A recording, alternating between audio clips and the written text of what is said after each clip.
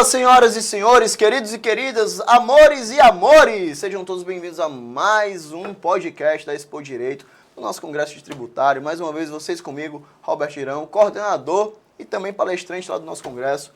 Hoje a gente está aqui com uma presença ilustre, cara, mas é muito ilustre. O cara queria tanto estar aqui que ele pegou um avião para vir para cá. Não foi que nem o Levi que só pegou o carro e veio pra cá, não. O Levi ainda veio e foi de carona comigo, viu? Eu tive que pegar ele em casa. O nosso queridíssimo Vinícius está aqui comigo hoje. Foi um avião, veio direto lá do Amapá. Vinícius que é procurador de lá. Meu amigo, que prazer, que honra, na verdade, ter um amigo aqui. Muito obrigado por aceitar o convite para o podcast. Muito obrigado por aceitar o convite também para palestrar. Vinícius, se apresente aí, olhe para a câmera, fale para os nossos ouvintes, telespectadores aí, quem você é. Diga lá. Muito bem, meu amigo Roberto. Primeiro quero dizer que a alegria é toda minha, não é? E a honra também é toda minha de estar aqui na Terra da Luz. Terra da Luz, Terra do Sol. A Terra do Sol, Fortaleza, Ceará. Uma terra que eu gosto muito, que já tive a oportunidade de vir diversas vezes. E agora mais essa, não é? Mas essa e mais outra, né? Mais essa e mais outras, né? Haveremos de vir para o Congresso e para todas as vezes que, né, formos chamados, estaremos aqui. Então, agradecendo e dizendo da minha honra e da minha alegria, me apresento, né, a todos os ouvintes e telespectadores interessados, não é?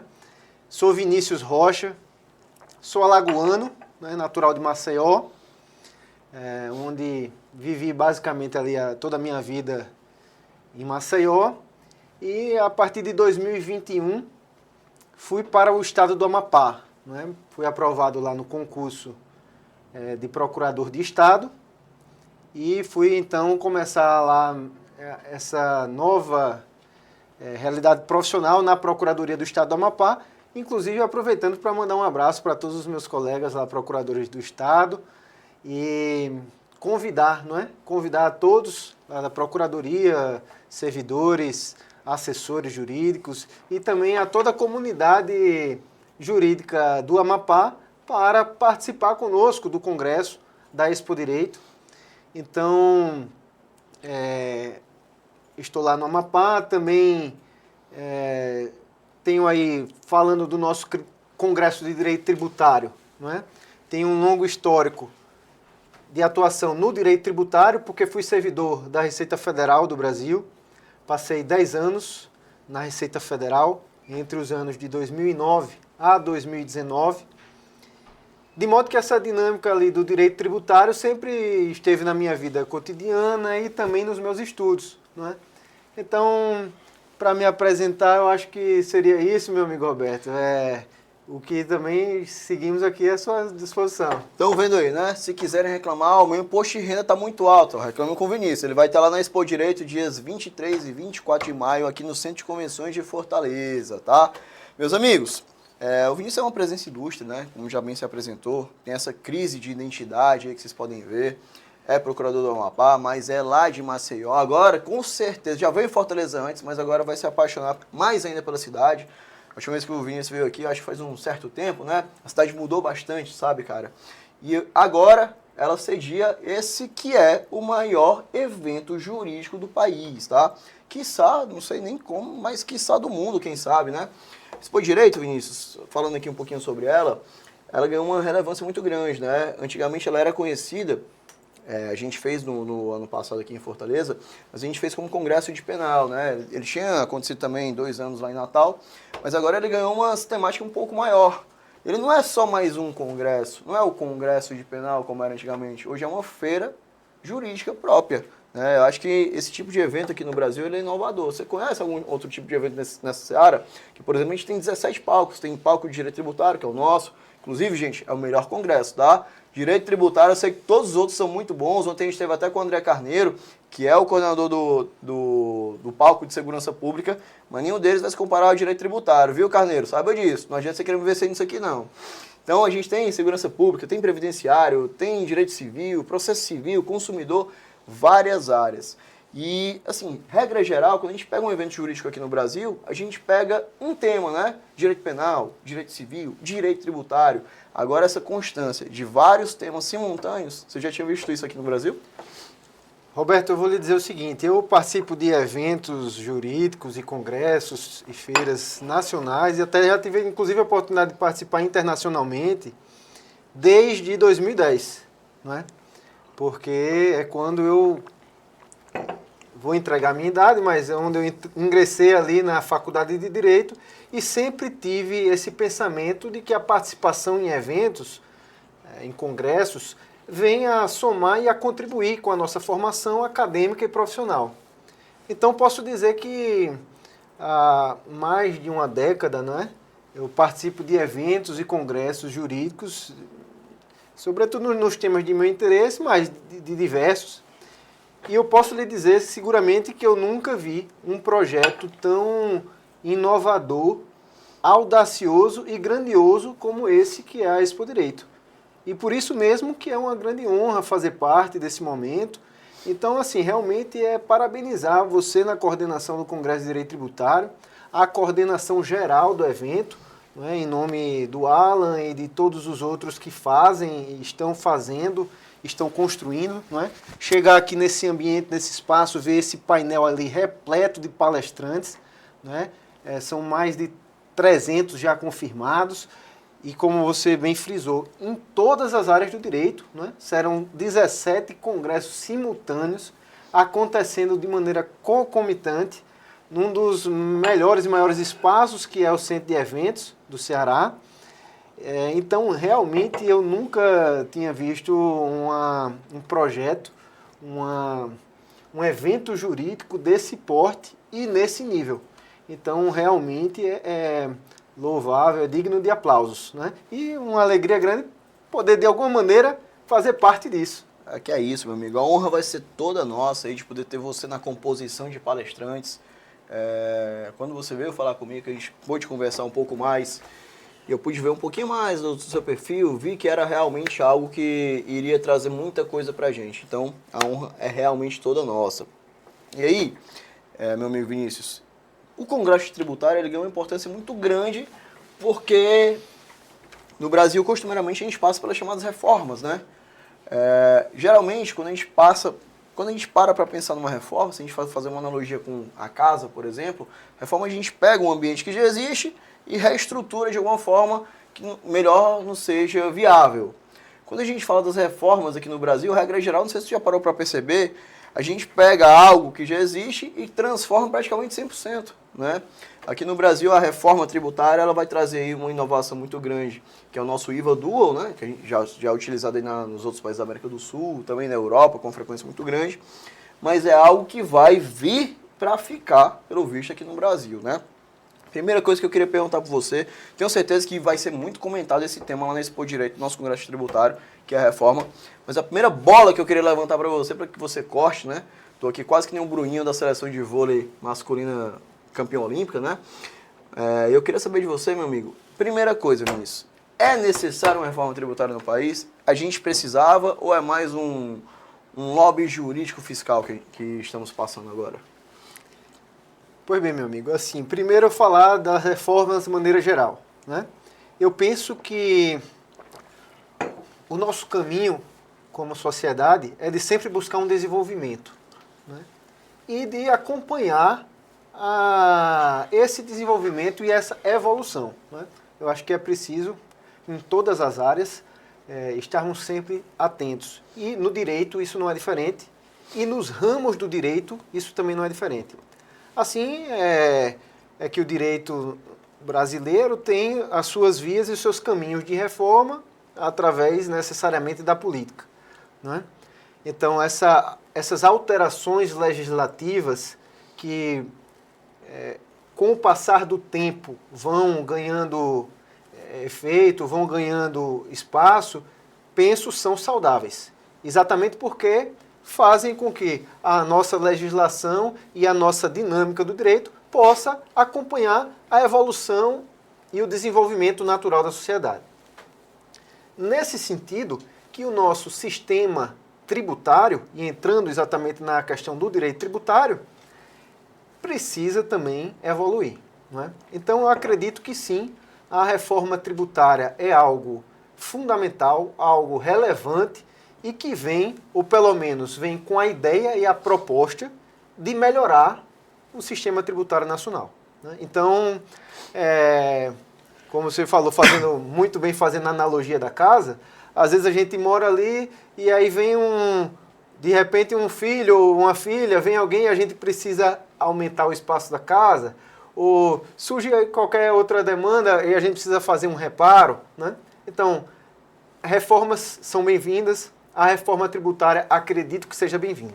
Agora, vem aí todas as implicações, né? Porque imagine você com a sua esposa e aí vai vir um filho e aí agora, não, vamos fazer o quarto do filho assim ou fazer o quarto do filho assado, não deve ser de tal cor, deve ser daquela outra, e de modo que surgem naturalmente disputas, não é?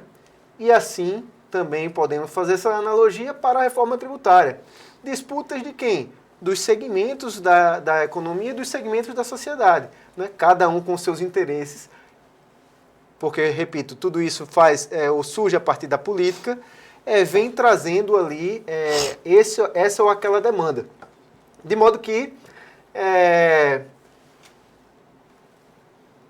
a formação, ou a estruturação, ou a efetivação da reforma tem lado ou outro, ou cada qual terá a sua dinâmica de críticas ou não críticas. Né? E aí, falando um pouco mais diretamente, a ideia central da reforma tributária era fazer com que houvesse ou haja uma simplificação do nosso sistema tributário nacional. Que hoje é muito confuso, né? Muito confuso, muito complexo, com um custo de conformidade muito grande. Por quê? Porque nós temos a competência tributária distribuída entre União, Estados, Distrito Federal e municípios, não é? Cada um com a sua autonomia, o que de alguma maneira foi o regime adotado do Estado Federal, né, do federalismo nacional. Então, para garantir que cada um pudesse fomentar e prestar os serviços de sua competência, deveria necessariamente também ter a competência tributária para financiar, não é, esse exercício das competências constitucionais dos entes. De modo que o fato como cada ente, União, Estados e municípios tinha a sua competência tributária, nós estamos falando aí de 5.580 municípios, com 5.580 legislações locais para tratar dos tributos de sua competência. Da mesma forma, ou de igual forma, 27 estados da federação para trabalhar a legislação local de sua responsabilidade e a União. É certo que há normas gerais editadas pela União que balizam essas legislações locais, mas estamos falando de um universo de quase 5.600 legislações. Né? Então, isso reflete uma grande confusão, um grande custo de conformidade. Né? Você que é advogado tributarista brilhante, sabe muito bem disso. O brilhante é pro seu conto aí. Não, você sabe muito bem disso, que você está aqui em Fortaleza, tem um know-how, uma expertise na legislação aqui do Estado, e se você eventualmente é contratado por um cliente de outro Estado ou de outro município, você vai ter que estudar a legislação de lá. Né? Verificar a legislação de lá para fazer o bom atendimento e o bom acompanhamento do seu cliente. E a reforma tributária pretendeu minorar essa diversidade de legislações, concentrando, não é? Pelo menos nesse primeiro momento, os tributos, os impostos sobre consumo, no que seria esse que você nominou IVA dual. Né? O imposto sobre valor agregado é uma realidade na maior parte dos países desenvolvidos. Então, é um sistema que já foi validado, não é? E aí é o seguinte, estamos nesse caminho de incorporá-lo ao nosso sistema tributário no Brasil, e eu vejo com bons olhos. Aí é isso. A ideia central seria fazer essa legislação única. Isso implicará necessariamente em diversos problemas, em diversas disputas, não é? Mas eu penso que com tranquilidade, com serenidade, a gente pode sim buscar um caminho para adequar da melhor maneira e buscar simplificar. É claro que no primeiro momento será uma confusão absoluta, porque os dois regimes irão conviver. Manicômio jurídico tributário. Os dois regimes irão conviver por muito tempo ainda, mas isso, de qualquer forma, abre o espaço para a atuação do advogado, do estudante de direito, não é? De você que está buscando sair na vanguarda e vindo colher o conhecimento de especialistas e se aperfeiçoando, estudando, exatamente em congressos e iniciativas como essa da Expo Direito, não é? Então, eu acho que o cenário da reforma está assim aberto, vejo com bons olhos, não é? Penso que será haverão muitas disputas, mas isso vislumbro como um mar de oportunidades para você, profissional do direito. Vinícius, eu posso te confessar, eu sei que você é procurador do Estado, sua função pressupúcia defender o Estado em regra geral, mas eu posso te dizer que eu fico muito receoso, na verdade, quando a gente fala de reforma e a gente vê as experiências recentes passadas que tivemos, né? Posso te dar um exemplo aqui da reforma trabalhista. O pessoal que está em casa assistindo esse podcast, a reforma trabalhista, gente, ela foi publicada pela Lei 13.467, de 11 de novembro de 2017. Essa reforma, com o nosso presidente era o Michel Temer, né? A gente até falou sobre ele ontem numa conversa, ele falando sobre as experiências como professor dele. O Michel Temer, para mim, independente da sua opinião política, para mim ele é um dos maiores constitucionalistas que esse país já teve, do ponto de vista de doutrinador, né? De lecionador. O cara realmente é muito bom. Eu sempre estudei pelos livros dele. E eu lembro que o Michel Temer, apesar de todo esse know-how de constitucionalista que ele tinha, por questões políticas, ele aprovou essa lei de qualquer jeito. Né? A 13.467 ela precisava ser aprovada do ponto de vista político para não perder o apoio político que se tinha do grupo para aprovação de uma lei. E aí, quando a lei foi sendo aprovada, que estava cheia de erros e todo mundo sabia, eu lembro que o governo federal disse, não, mas não se preocupem, nós vamos editar uma medida provisória para corrigir esses erros. E aí, 11 de novembro foi aprovada a reforma, 13 de novembro surgiu o MP 808, de 2017, 2 dias depois, tá? Eu estou te falando de 2 dias, não é 2 semanas, 2 meses, são 2 dias. E essa MP alterou, se não me falha a memória, 69 artigos da Lei 13.467, que alterava a CLT. Então eu tive a alteração, da alteração, da alteração, basicamente. Ou seja, eu tive a reforma da reforma da reforma, né? Até é meio bizarro a gente falar isso.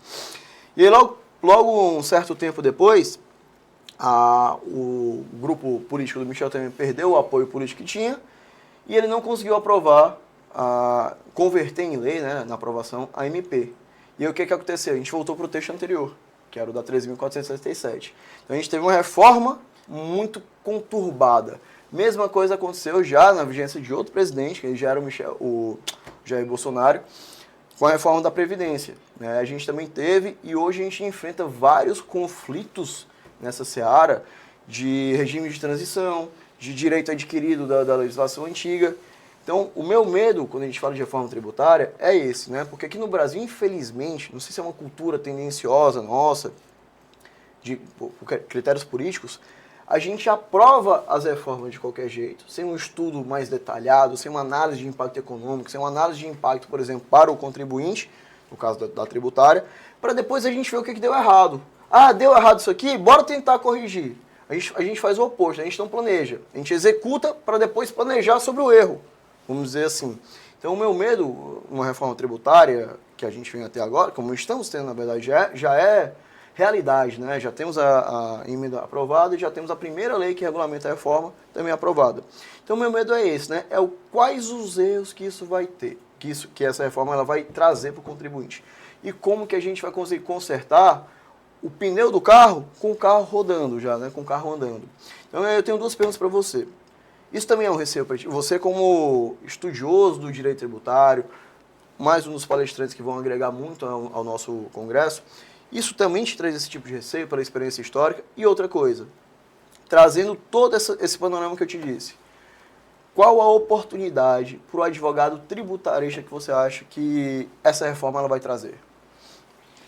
Boa, muito boas suas perguntas. Primeiro, assim, esse medo e esse receio não é do que virá a partir da reforma tributária é absolutamente normal, né? Porque estamos falando de uma mudança estrutural de um regime imposto. Então, colhendo inclusive essas experiências históricas nossas do Brasil, né, de reforma trabalhista e reforma da Previdência, realmente muito no Brasil nós trabalhamos remediando problemas muito mais do que planejando as soluções. E isso é uma dificuldade muito mais pela política, né? Porque,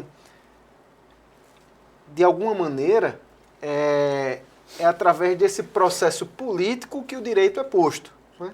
Depois caberá, claro, ao judiciário interpretar tudo aquilo que foi posto como direito, mas nessa nossa tripartição de poderes, cabe ao legislador, não é? Cabe ao Poder Legislativo editar o que entendemos por direito. E essa formação, não é, do nosso ordenamento jurídico necessariamente perpassa por disputas políticas, né? E termina acontecendo exatamente isso do que você está colocando, e colocando como um receio, de que, às vezes, as reformas são feitas a toque de caixa, sem um maior planejamento, sem um maior estudo, sem um maior aprofundamento, exatamente porque o momento político ou porque o cenário político assim exige. Realmente não há como fugir disso, é um receio. Porém, eu penso que esse receio e esse medo não podem nos paralisar, né? Diria Guimarães Rosa, o que a vida quer da gente é coragem. Então, eu acho que nós, como sociedade, como juristas, enfim, como formadores, temos que ter coragem de promover as mudanças necessárias, não é? Claro que o cenário ideal seria fazer esse planejamento, mas muitas das dificuldades só surgirão na prática, né? Então, realmente, são situações de linha tênue, né? Por um lado, você ter a postura de vamos ficar ali só nessa fase do planejamento até que tudo seja perfeito, para só então implementar, mas ao mesmo tempo as demandas sociais, políticas exigem um caminhar. Então, não é fácil, não existe uma receita para isso, não é uma receita de bolo para, não, vai dar certo se for assim. Por onde a gente for caminhar, haveremos de ter desafios e dificuldades. E aí, já emendando na segunda questão, disso surgem para o advogado tributarista e para quem milita nessa área várias oportunidades, porque haverão disputas, haverão teses a serem defendidas em nome do contribuinte, em nome do Estado, né? Falando em federalismo, falando em estados e municípios, nós vamos ter uma mudança absoluta em termos de competência tributária, né? Porque nós sempre aprendemos na escola do direito tributário que a Constituição não cria tributos. A Constituição cria a competência para que depois os estados e os municípios vão lá e formulem, instituam, né, os seus tributos, os seus impostos, como posto. E aí falando da reforma tributária, especialmente sobre serviços e consumo. Então, de modo que haverá uma mudança geral, porque a partir do IBS, nos termos em que foi aprovada a reforma constitucional pela emenda, estados e municípios, né, compartilharão a arrecadação desse novo imposto. O que perceba, é uma mudança significativa, uma mudança fundamental, porque hoje a competência tributária dos estados, vai lá o estado e, enfim, institui o seu ICMS, claro, balizado pelas regras gerais da lei complementar, né, e do CONFAS, e também, assim, da mesma forma os municípios, e agora não. Agora não será mais o Estado a instituir, tampouco o município a instituir o IBS. Será a partir da lei complementar, e essa disputa, por exemplo, entre estados e municípios, sob o ponto de vista do federalismo, está em aberta. A gente vai ver isso nas cenas dos próximos capítulos. É claro que as entidades e associações, como a Confederação Nacional dos Municípios, a Associação Brasileira dos Municípios, já têm se posicionado muito, não é, nessa temática, mas é um campo em aberto. De modo que, isso falando no âmbito dos estados e municípios, mas também os contribuintes, é um campo aberto e uma maré de oportunidades aos advogados tributaristas. De modo que é importante estudar, se especializar e entender como as mudanças estão acontecendo para aproveitar as oportunidades, inclusive criar as oportunidades. Não é? Observar, entender como a dinâmica do direito tributário funciona, entender a parte, vamos dizer assim, constitucional dos princípios de direito tributário para avaliar se as mudanças estão sendo constitucionais ou não. E, eventualmente, entrar em disputa com relação a isso, que depois desembocará no judiciário, né, para resolvê-las. Mas o fato é, respondendo ao cabo essa segunda pergunta, vejo como um ambiente de muitas oportunidades que já estão surgindo e surgirão mais ainda. Porque veja que estamos num regime de transição. Né? Foi feita a reforma constitucional, através da emenda constitucional, já veio a primeira lei regulamentando. E do que temos até agora, estaremos em um regime de transição até 2033. Isso. Não é? Então perceba, estamos atravessando uma fase. Não é? Uma fase que realmente será muito mais confusa, né? Porque teremos dois regimes convivendo. Concomitantes. Isso realmente dará muita discussão. Né? E o fórum para a gente discutir é exatamente esse. Na Expo Direito, nos eventos, nos congressos, também na universidade e no dia a dia do advogado tributário, né? Que o seu cliente vai receber uma autuação do fisco, seja ele municipal, estadual, federal, inclusive nessa dinâmica de competência compartilhada revela-se uma outra situação e desafio e problemática, que é exatamente a questão. Porque hoje é bem claro, assim, na competência de instituir, você também tem a competência de fiscalizar e arrecadar. Isso. Né? Então, e nessa competência compartilhada, como se dará? Então, são interrogações que viram sendo respondidas, cada um vai puxar, vamos dizer, a sardinha, como se diz, para o seu lado, mas haverão disputas. Então, nesse campo de disputas, é que o advogado, é que o profissional do direito deve estar preparado para aproveitar as oportunidades. Massa, cara, eu concordo. A gente vai ter alguns períodos nebulosos aí para os próximos anos aí. Acho que essa transição de regime aí, da forma como ela vem sendo proposta, vai ser um pouquinho confusa, né? Vai ficar todo mundo confuso. Sim. Os governantes estarão confusos, os órgãos consultivos dos governos, da administração direta, como a PGE, como a PGFN, também estarão confusos, né? E os contribuintes também estarão, né? Vão estar mais... Se já são hipossuficientes comparados com o poderio econômico e fiscal do Estado, vão estar mais hipossuficientes ainda, tendo que administrar dois regimes simultaneamente. Eu até acho que a gente vai ter aí uma prorrogação desse regime de transição. Que no Brasil a gente costuma traçar planos, esses planos nunca são cumpridos dentro daquele período e a gente costuma prorrogar.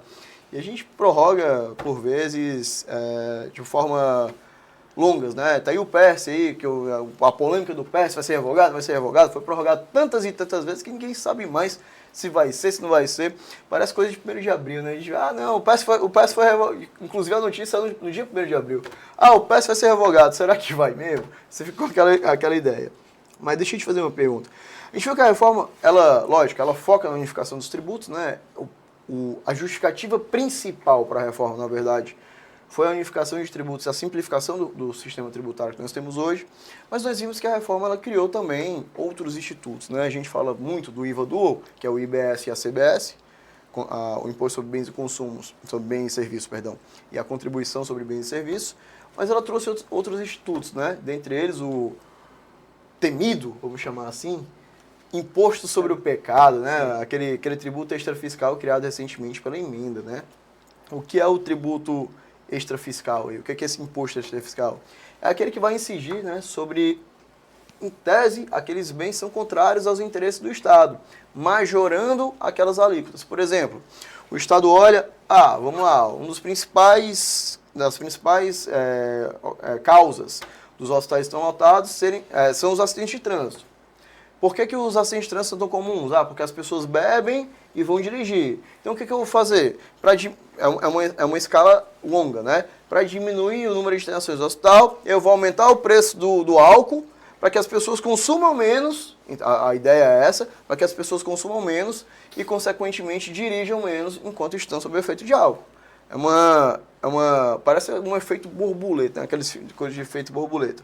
Mas a ideia é interessante. Só que eles começaram a onerar não só condutas, digamos, negativas, né? Eu não quero que você consuma isso aqui, então eu vou onerar a consumação sobre isso. Eles começaram a onerar também com base na capacidade contributiva, né? Se o bem é essencial, na essencialidade própria, e é para a população no geral, por isso que ele é essencial, eu vou tributar lá embaixo. Se o bem é supostamente supérfluo, a capacidade contributiva de quem vai adquirir esse bem é quem ganha mais, eu vou tributar lá em cima. E aí a gente tem um exemplo muito claro, que toda a vida é o que, pelo menos dos que eu vejo dos meus clientes, que causa mais indignação, são sobre os carros, né, os veículos automotores. Porque assim, a gente fala, não, mas o veículo é um bem supérfluo. O veículo é um bem supérfluo hoje em dia, será? O transporte público ele é tão sobrecarregado e tão deficiente, por vezes, nos estados, que às vezes o veículo é essencial, né?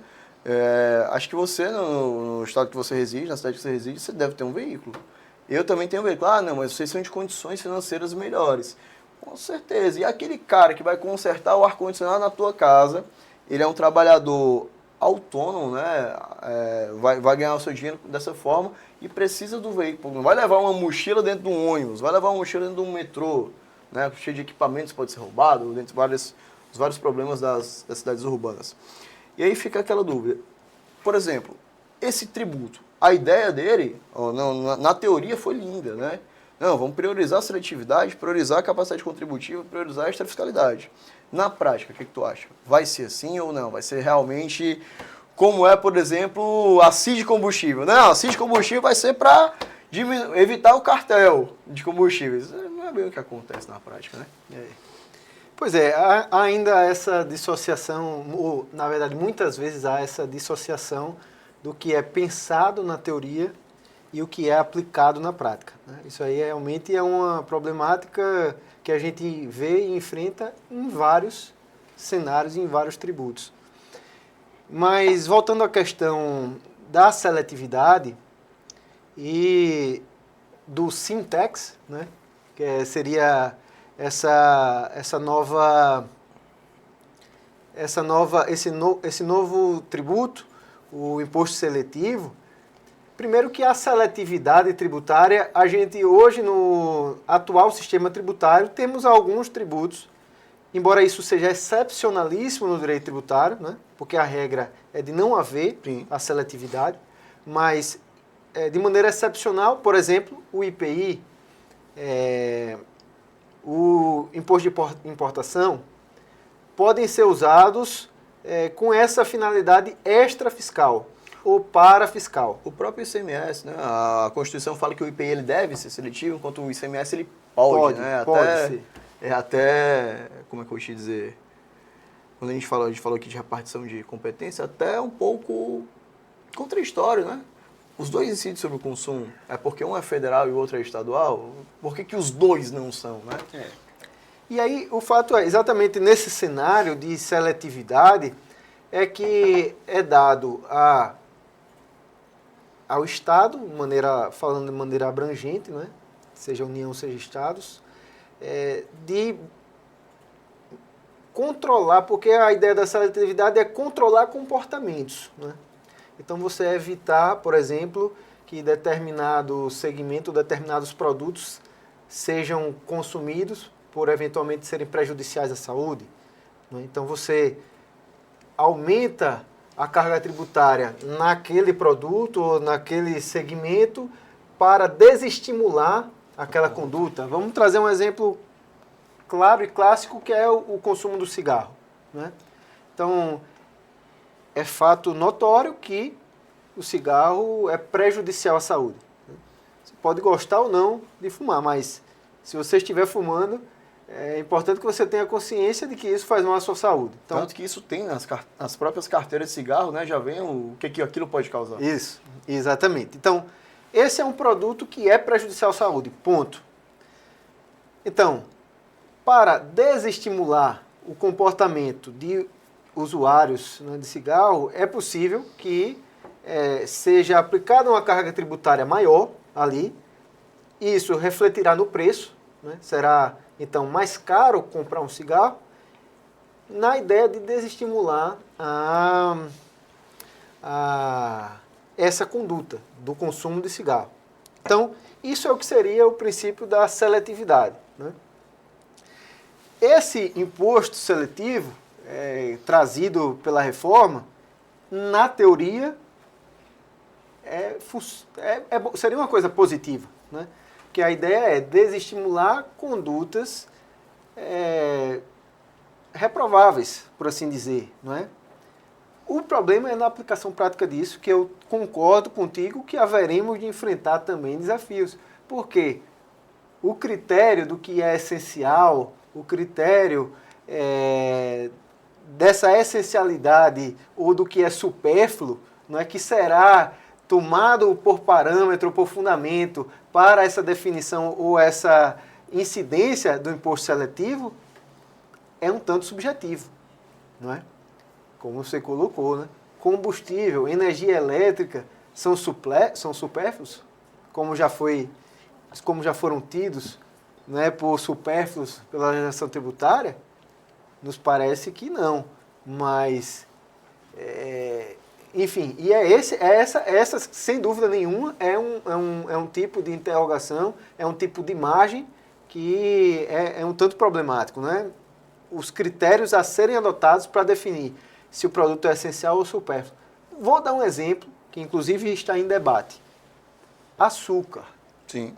Não é?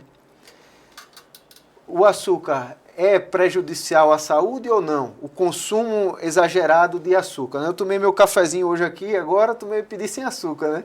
Porque me foi dito que o açúcar é prejudicial à saúde. Vai te causar diabetes, vai te engordar, vai te trazer vários problemas. E etc, não é?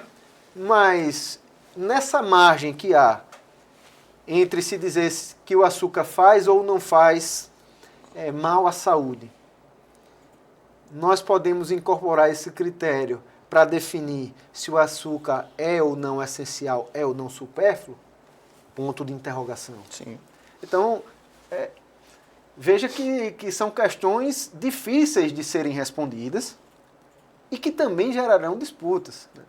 Porque o fisco, né, com esse olhar do fisco, sempre tem a tendência de querer taxar tudo no máximo, né? Taxar, eu digo, tributar. Sim. Tudo pelo máximo, né?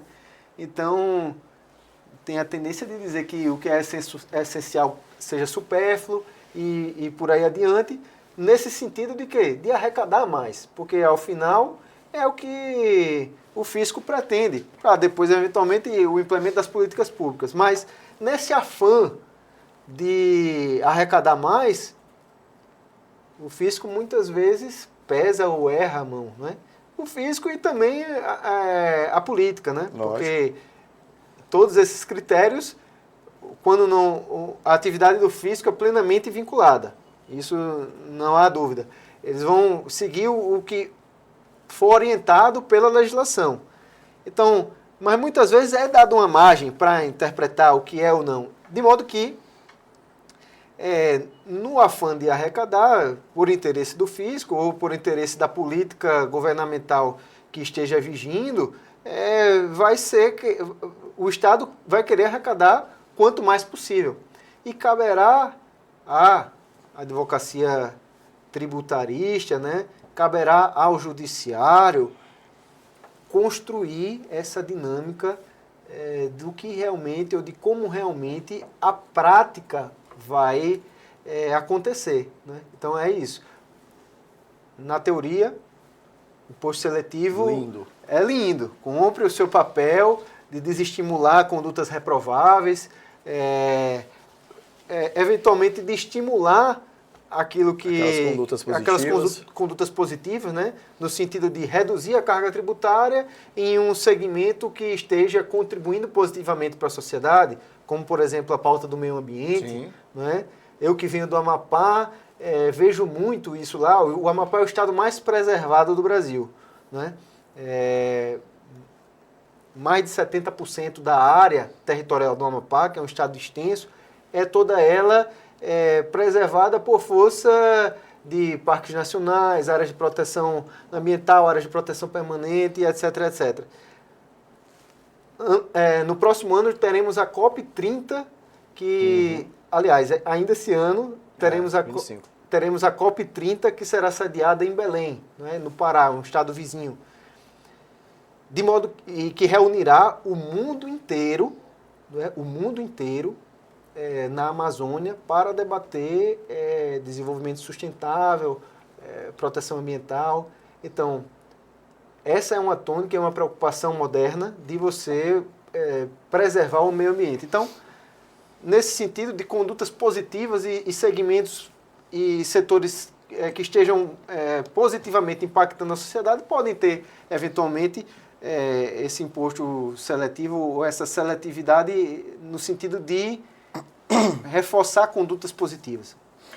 Então, e aí para arrematar, é isso. Lindo na teoria, no pensar, no papel. Mas de ordem prática, trazendo para a prática, vamos ter com certeza muitos desafios, muitas polêmicas e que serão resolvidas ao longo do tempo com a atuação da advocacia tributária e do Poder Judiciário, né? Show de bola. Para que a gente possa findar essa parte de mérito propriamente dita. Quando a gente fala de reforma tributária, a gente fala da emenda constitucional, fala da legislação que vai regulamentar isso, mas a reforma tributária é algo mais amplo, né? Não é só o IVA, não é só o IBS, a CBS, o imposto seletivo, não. É tudo aquilo que envolve um pacote fiscal dentro da política governamental vigente. E recentemente, né, tema bem atual também vai ser tratado no nosso Congresso de Direito Tributário na Expo Direito. Nós tivemos aí, cara, eu não sei você, eu recebi pelo menos, o pessoal que sabe que eu sou advogado tributário, pelo menos uns 25, 28 mensagens, o pessoal me perguntando: professor Roberto, quer dizer então que eu não vou mais pagar imposto de renda a partir desse ano? Não sei se você passou por isso também. Eu passei, pessoal, tem uma legislação aí tramitando, né? Não está aprovada. Calma que não está aprovada, não. Você vai continuar pagando imposto de renda esse ano, tá?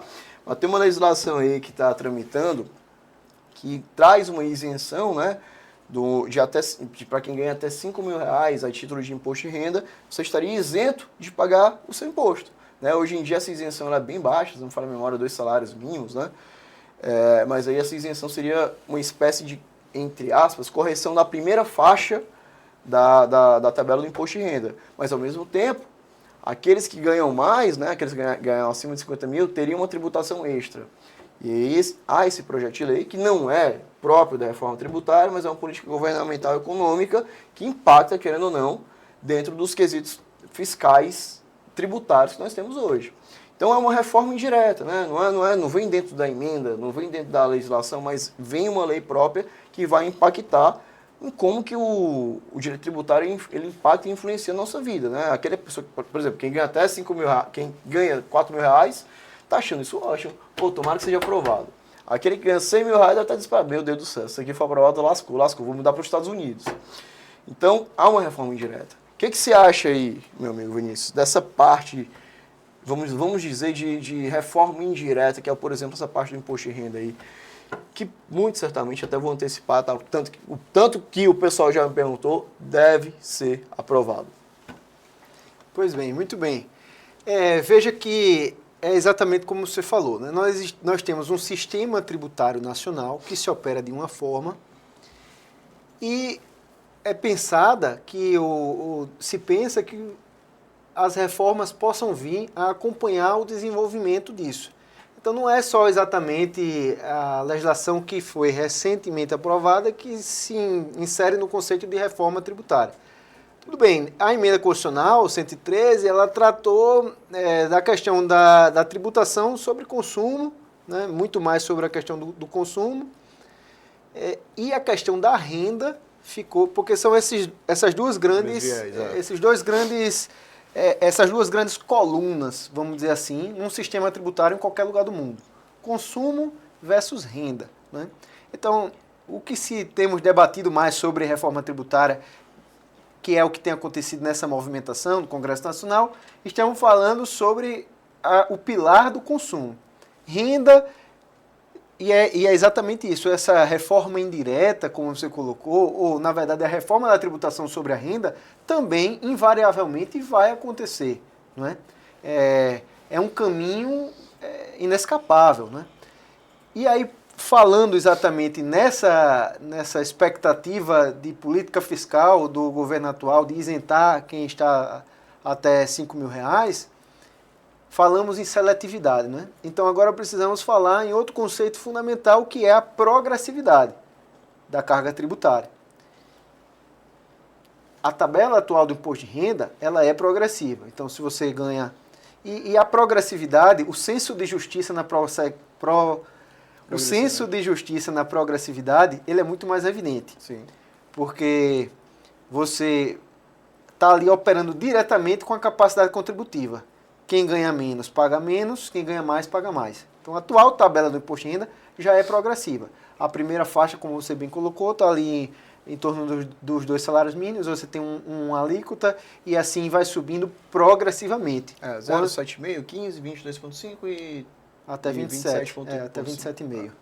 Então, de modo que o que se quer alterar, não é? O que o governo pretende alterar, é exatamente essa primeira faixa de isenção. Não é? De que fique isento até quem ganha 5 mil reais. Né? E como não existe almoço grátis, isso de alguma maneira será impactado quem ganha mais. Essa questão da progressividade na renda, do ponto de vista do conceito de justiça fiscal, ela é mais evidente. É claro que ninguém quer ser tributado mais, mas é fácil entender, por um conceito de justiça fiscal, de que quem ganha menos, pague menos. E quem ganha mais, pague mais. Diferente lá do consumo, porque termina que todo mundo paga igualmente, né? E aí há uma... Se você ganha 50 mil reais, você compra 1 litro de leite, você vai pagar o mesmo tributo que quem ganha R$1.000 e compra o mesmo litro de leite. Exatamente, né? Exatamente. Então, é o que se diz que no consumo nós temos uma regressividade muito grande. Exato. Né?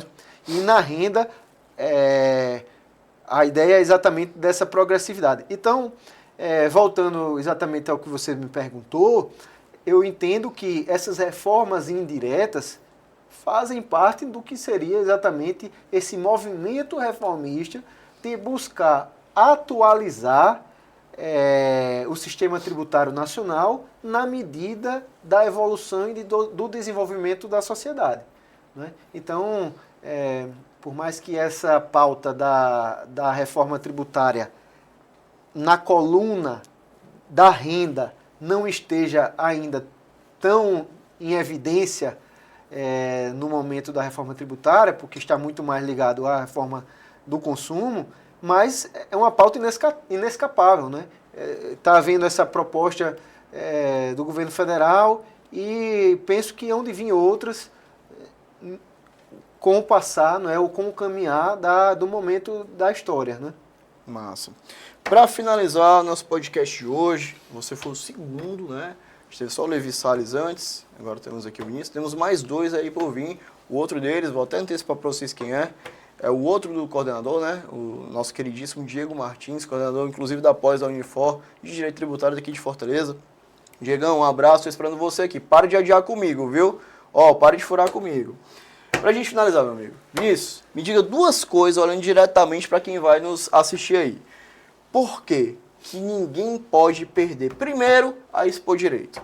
Segundo, porque que ninguém pode perder a sua palestra dentro do nosso Congresso de Direito Tributário na Expo Direito. Manda ver olhando para a câmera lá para quem está assistindo a gente. Muito bem, meu amigo Roberto. Eu vou fazer, na verdade, um convite, não é?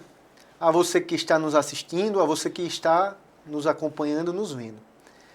Acesse a rede social da Expo Direito, não é? @Expo Direito. Acesse o site da Expo Direito e você ali verá o porquê você não pode deixar de vir a esse evento. É o maior evento jurídico da América Latina. Como disse Roberto, quiçá do mundo, não é? Então, serão 17 congressos simultâneos em todas as áreas do direito.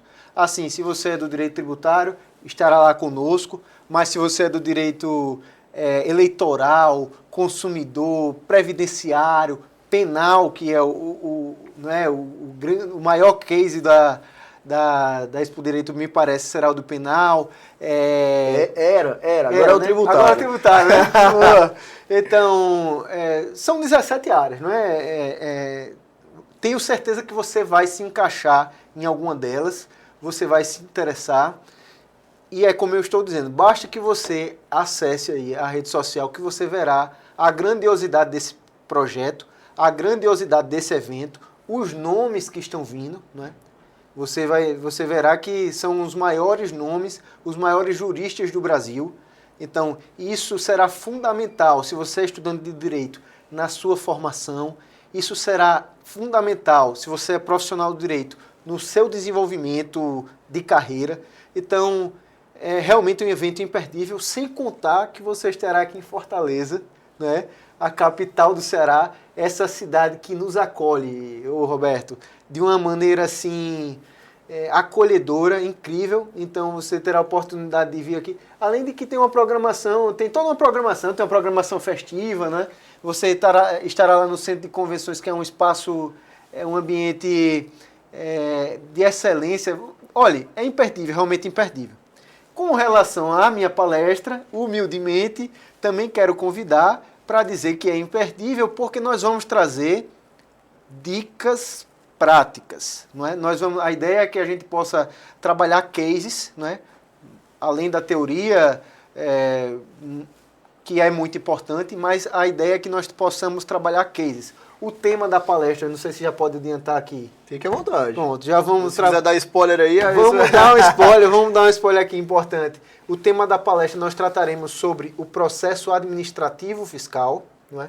O PAF, que é um tema, entendemos que bem interessante e específico, porque não é tão trabalhado, e vamos trazer dicas práticas, não é, de um histórico aí de 10 anos de Receita Federal e agora mais 4 anos de Procuradoria, acompanhando essa dinâmica internamente do processo administrativo fiscal para você. Então, nesse sentido, é que humildemente, né, é imperdível essa palestra, e estão todos convidados, não é, a participar conosco. Vocês ouviram o homem aí, né? Ó, ele está dizendo basicamente para vocês, o cara que é do Estado, passou 10 anos na Receita, está 4 anos na Procuradoria, ele está dizendo para vocês que vai trazer critérios práticos sobre o processo administrativo tributário. Ah, professor, o que é o processo administrativo tributário? Se você não sabe nem o que é o processo administrativo tributário, é mais um motivo para você não perder a palestra do cara, viu? Porque aí, ó, a gente tem duas ramificações, o judicial e o administrativo. O administrativo, por vezes, evita o judicial. Então, ó, critérios práticos. Eu estava conversando com o Vinícius, a gente vindo para cá, e ele estava dizendo para mim que vai trazer cases, inclusive, de sucesso aí para mostrar para vocês. Vinícius, meu amigo, eu não tenho palavras para agradecer a sua presença aqui hoje. Você fez questão de pegar um avião para vir gravar o podcast. vai pegar mais um avião para vir para Expo Direito, lembrando, 23 e 24 de maio, não esqueçam, tá? Tributário dia 23, vamos estar lá desde manhã, o dia todo, quero ver vocês com a gente, viu? Você fez questão de pegar um avião para vir pro podcast, fez questão de pegar um avião para vir para Expo Direito, e eu tenho certeza que você vai somar muito, agregar demais ao conjunto de palestrantes do nosso Congresso de Direito Tributário e ao um dos congressos que envolve a Expo Direito, meu amigo. Só tenho a te agradecer, muito obrigado por aceitar e por topar estar dentro desse projeto que é tão inovador, como você bem disse no começo, mas com certeza será um sucesso muito grande.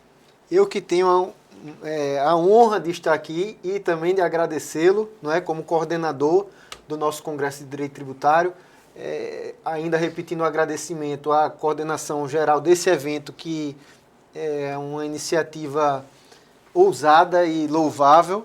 Então, o agradecimento é todo meu. Pode ter certeza que vocês contam comigo e estarei aqui todas as vezes que forem preciso, porque é um grande prazer pegar esse voo para poder chegar aqui nessa Fortaleza, percorrer ali a beira-mar e estar aqui nesse estado que eu gosto tanto. Show de bola, meu amigo. De novo, pessoal, então muito obrigado aí pela audiência de vocês hoje. É sempre um prazer estar aqui. Lembrando a vocês, tá? Professor, ainda não me inscrevi não, tá faltando alguma coisa? Tá, meu filho, acessa o site, se inscreve logo que daqui a pouco o lote vira de novo. Isso aqui é pior do que carga tributária, tá? O lote vira mensalmente. Quanto mais você demora, mais você se arrepende de não estar economizando dinheiro, tá bom? Esperamos vocês, 23 e 24 de maio, 23 do nosso congressinho. Muito obrigado pela presença, muito obrigado por aguentarem as nossas histórias, nossos casos aqui hoje. Esperamos vocês no próximo. Valeu, pessoal!